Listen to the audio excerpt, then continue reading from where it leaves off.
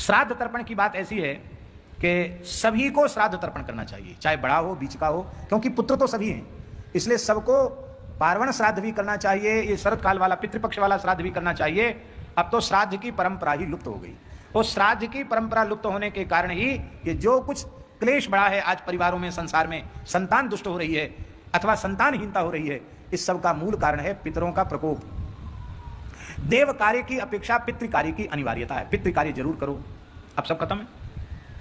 पितर पक्ष में दाढ़ी नहीं बनाना चाहिए, नख नहीं बनाने चाहिए, क्योंकि दाढ़ी नख बनाओगे तो पितरों को वही खाना पड़ेगा, वो श्राप देते हैं।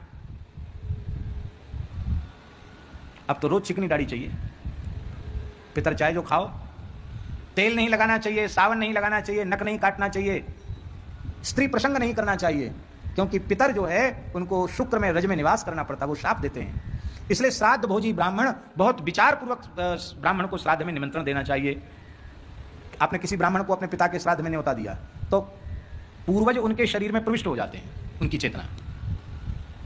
अब निमंत्रित होने के बाद यदि ब्राह्मण समागम करता है तो उनके पितरों को गर्भ में शुक्र में प्रवेश करना पड़ता है, वो श्राप दे देते हैं।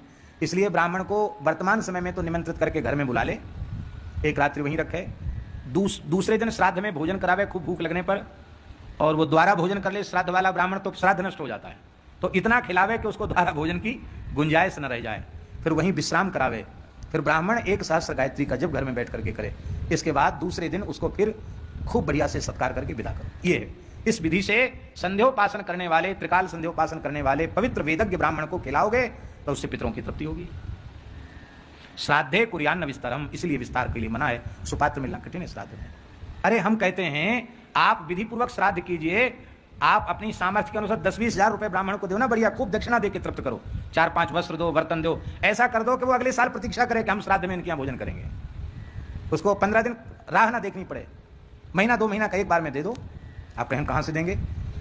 अकस्मात घर में कोई हाली बीमारी आ जाए, डॉक्टर को देते हो कि नहीं देते हो? कोई पुलिस केस हो जाए तो थानेदार को देते हो कि नहीं देते हो? तो लोक व्यवहार में तुम धन देना आवश्यक समझते हो, पर ब्राह्मण को दक्षिणा देने में तुम्हारे हालत खराब होती है। पितृकर्म से कभी उदासीन नहीं होना चाहिए, पितृकर्म अवश्य करना चाहिए। और ये 3 दिन में आजकल जो चल गए कि 3 दिन में ही सब खत्म कर देते हैं, सूतक पूतक सब, ये गलत है। पूरा त्रयोदशाह तक पूरी विधि करना चाहिए, क्योंकि उससे मृतात्मा की सदगति होती है।